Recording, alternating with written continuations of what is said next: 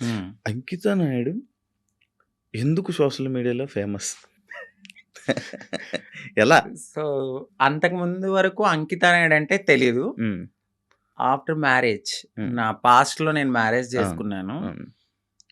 ఆ టైంలో సో, బాగా వైరల్ అయిపోయింది. హ్మ్. ఆ వీడియో అనేది హ్మ్. ఒక ట్రాన్స్ ఒక అబ్బాయి ఒక అబ్బాయి మ్యారేజ్ మ్యారేజ్ చేసుకున్నారు చేసుకున్నారు. పబ్లిక్‌లో అనేది చాలా ఫేమస్ అయిపోయి వైరల్ అయిపోయింది ఆ అవును. వీడియో. అవును. అవును. దాని తర్వాత మా కమ్యూనిటీ నుంచి స్నేహ గారు నన్ను ఇంటర్వ్యూ చేశారు. దాని హ్మ్. తర్వాత సో అవును. చాలా అట్లా. మంది చేశారు. హ్మ్. చూసాను. ఇంటర్వ్యూస్ చూసాను. మీ కపుల్ ఇంటర్వ్యూస్ చూసా. అప్పుడే ఆ! ఆ! ఫేమస్ అయ్యాను. దానివల్ల ఫేమస్ అయిపోయారు. చాలా. అవును. ఇప్పుడు నార్మల్‌గా మ్యారేజెస్ అంటే మీరెందుకు నమ్ముతున్నారు? ఎందుకంటే మీ దాంట్లో ఎవరి లవ్ కూడా సరిగ్గా సక్సెస్ అయింది లేదు. అవునండి. ఎవరో ఒక అబ్బాయి రావడం, మోసపోవడం, కొట్టడం, తిట్టడం, చంపడం ఇలాంటివన్నీ జరుగుతూనే ఉంటున్నాయి. అవునండి. కానీ మీరెందుకు నమ్మి మళ్ళీ మ్యారేజ్ చేసుకున్నారు? అండ్ మీ ఇంటర్వ్యూ నేను చూసినట్లయితే మీరు ఒకరి మీద ఒకరు చెప్పుకున్న ప్రేమను గాని, ఇది అవును. గాని ఇప్పుడు రియల్ జంటలు కూడా అంత ఉండరేమో. అలా ఉండేవాళ్ళు. సో, నరదిష్టి అంటారు గదా! మేబీ హ్మ్. అది గూడా కొంచెం హ్మ్. అయ్యుండొచ్చు. హ్మ్. సోషల్ మీడియాలోకొచ్చిన ఏ కపుల్ గూడా అంత త్వరగా కలిసున్నట్టేం ఉండదు. మేబీ హ్మ్. ఒక కపుల్ అంటే నాకు దెలిసి గుట్టుగా ఉండి, ఆ ప్రేమను అక్కడే చూపిచ్చుకోవచ్చేమో. బట్ నేను వైరల్ అయిన తర్వాత నా లైఫ్ మొత్తం అంటే యూట్యూబ్‌లోకొచ్చేసాను నేను. హ్మ్. యూట్యూబ్‌కొచ్చి నా లైఫ్ స్టైల్ మొత్తం అందులో పెట్టాల్సొచ్చింది. హ్మ్. హ్మ్. ఆ టైంలో ఏంటంటే, ఏదో ఒక కంటెంట్ అనేది హ్మ్. ఒక వీడియో రూపంలో నేను మెసేజ్ ఇవ్వడం అనేది జరిగింది. సో, అదైతే కావాలని చేసింది కాదు. అంతే బాండింగ్ ఉండేది ఇద్దరి హ్మ్. హ్మ్. మధ్యన. హ్మ్. హ్మ్. సడెన్‌గా కొన్ని రీజన్స్ వల్ల విడిపోయాం. హ్మ్. ఎందుకు విడిపోవాల్సొచ్చిందంటే, ఒకటి ఫ్యామిలీ యాక్సెప్టెన్సీ సరిగ్గా లేదు. హ్మ్. తనకి వాళ్ళ ఫ్యామిలీ. వాళ్ళ ఫ్యామిలీ హ్మ్. యాక్సెప్టెన్సీ హ్మ్. హ్మ్. అస్సలు లేదు. హ్మ్. ఇంకొకటి నేను ముందుగానే చెప్పాను. హ్మ్. నేను హ్మ్. ఎప్పుడైతే నేను మా అమ్మగారికి ఇల్లు కడతానో, సో, అప్పటి వరకు ఆగమనే చెప్పాను. హ్మ్. దాన్ నేను అప్పటి వరకు నేను కొంచెం కష్టపడాలి. హ్మ్. ఇప్పుడు నువ్వొచ్చావు గదా! అని నేను రాలేను. ఎందుకంటే హ్మ్. ఇట్లానే అవుతది. హ్మ్. ఆఫ్టర్ బ్రేకప్ అవును. అయిపోతది. సో, నేను మళ్ళీ నా పాస్ట్‌కెళ్ళలేను గాబట్టి హ్మ్. కొంచెం టైమ్ ఇవ్వు అని జెప్పాను. హ్మ్. ఆ అబ్బాయి అన్నీ ఓకే అన్నాడు. హ్మ్. హ్మ్. నేను కమ్యూనిటీ వర్క్స్ చేస్తానని జెప్పాను. ఇలా కమ్యూనిటీలో ఉంటాను కొన్నాళ్ళు. మనం సెటిల్ అయ్యే వరకు. దాని తర్వాత మా పెద్దవాళ్ళకి చెప్పి మనం హ్మ్. హ్యాపీగా మన లైఫ్ లీడ్ చేద్దాం. హ్మ్. నేను ఇల్లు కట్టుకోవాలి మా అమ్మగారు. హ్మ్. దాని తర్వాత నేను మ్యారేజ్ చేసుకున్నాం. హ్మ్. ఒక 1 ½ ఇయర్ బానే ఉన్నాం. హ్మ్. హ్మ్. హ్మ్.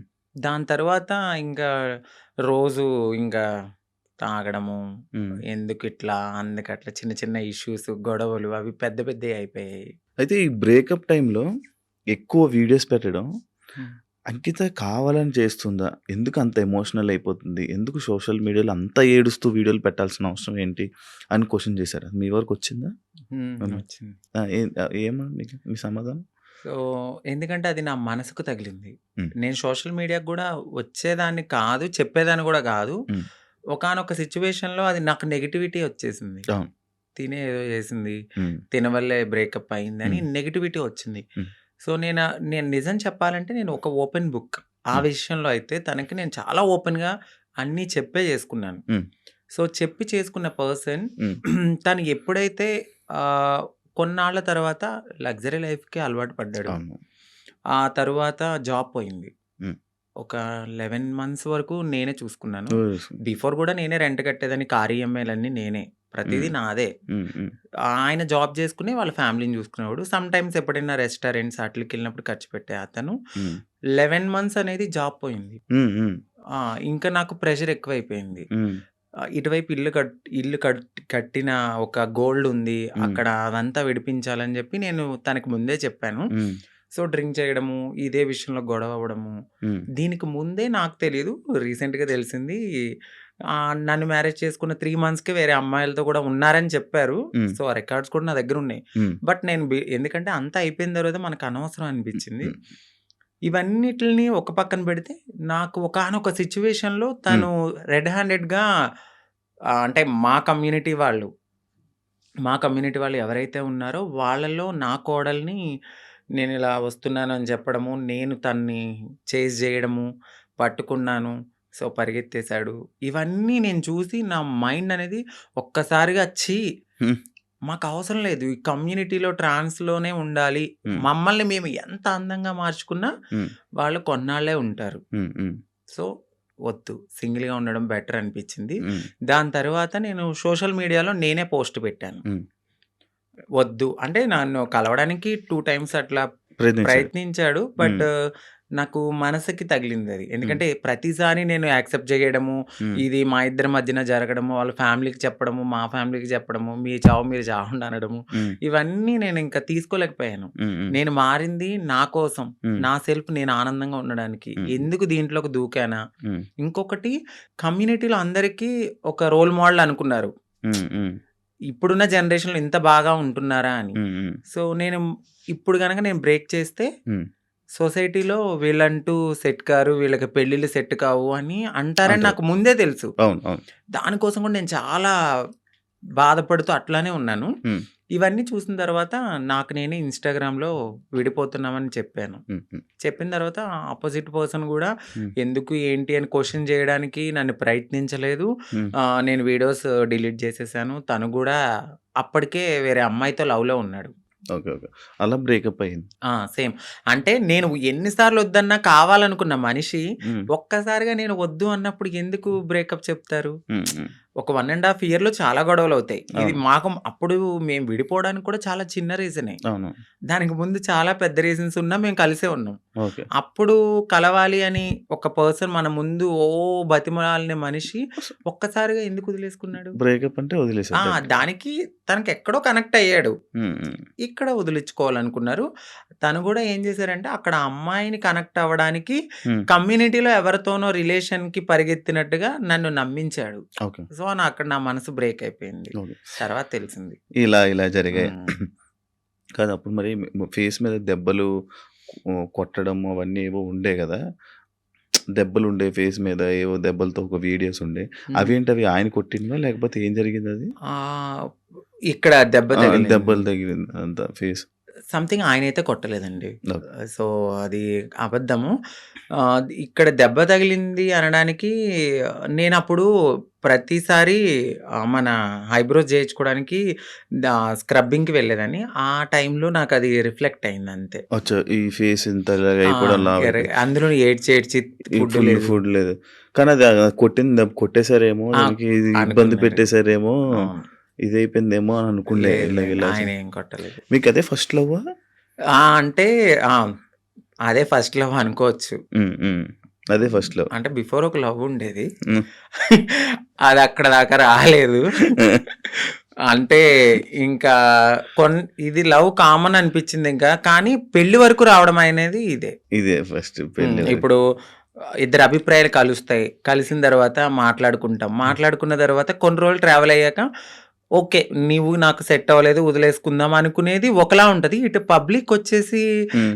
మనము కామన్ అయిపోతాం వాళ్ళకి. అవును. రోజు ఆ! కనపడతాం. ఆ! ఒక్కసారిగా పర్సన్ పక్కన లేకపోయేసరికి ఎందుకు అని వాళ్ళు క్వెషన్ చేయడం అనేది రైటే ఉంటది. హ్మ్. సో, ఇక్కడ దాకా ఆ పర్సన్ అయితే ఉన్నారంతే. కాదు అదే ఇందాక నేను ఒక పాయింట్ అడిగాను. ఏదైతే అబ్బాయిల దగ్గర నుంచి మనకి పూర్తి ప్రేమ దొరకదని తెలుసు మీకు. తెలుసండి. డబ్బుల గురించి వస్తారని తెలుసు. అవును. కానీ ఎందుకు నమ్మి దగ్గరికి తీసుకొని మోసపోయి మళ్ళీ ఏడవడం? గొర్రె కసాయివాడిని ఎందుకు నమ్ముతుందంటే నేనేం క్వెషన్ చేయగలను. గడ్డి పెడతారు, తీసుకెళ్తారు, ఫుడ్ పెడతారు. తర్వాత వాళ్ళనే ఆ! చంపేస్తారు. ఏది గొర్రెని. ఆ! అలా అని చెప్పి ఆ గొర్రె ఎళ్ళకుండా ఉంటదా? ఆ! అయ్యో! ఫుడ్ ఎందుకు పెడుతున్నాడో, ప్రేమగా పెడుతున్నాడేమో తినడానికి వెళ్దాము. హ్మ్. దానికి తెలీదు. తర్వాత నేనే మీరు బలైపోతానండి. తినడానికి మమ్మల్ని తినడానికి నేను. తినడానికి వచ్చారు. సో, మా లైఫ్‌లో గూడా అట్లనే జరుగుతది. హ్మ్. తెలుసు. హ్మ్. ఎందుకంటే తల్లిదండ్రుల ప్రేముండదు. హ్మ్. ఫ్రెండ్స్‌తో ఎవరితోన్నా మాట్లాడినా గూడా, "ఏయ్! తనెందుకు మారిపోయాడు గదా! అట్లా ఇట్లా నువ్వెందుకు మాట్లాడుతున్నావు? హ్మ్. నీకేమన్నా రేపొద్దున్న బ్యాడ్ రివ్యూ వస్తదేమో" అని చెప్పి ఫ్రెండ్స్ ఎక్కువ మాట్లాడరు. సొసైటీ యాక్సెప్ట్ చేయదు. ఈ టైంలో ఎవరో ఒకళ్ళు మమ్మల్ని దగ్గరికి వస్తారనమాట. ఓకే. మాకు ఈ ప్రేమ దొరుకుతుంది. జెన్యూన్ ప్రేమేమో అని హ్మ్. నమ్ముతాం. నమ్మి దగ్గర తీసుకుంటాం. తనకయ్యిందని చెప్పి నాకవ్వాలని లేదు కదా! అని హ్మ్. గొర్రెలుగా నమ్మేసి ముందుకెళ్ళిపోయి తర్వాత బలైపోతాం. ఇప్పుడు అమ్మోళ్ళతో ఉండట్లేదా?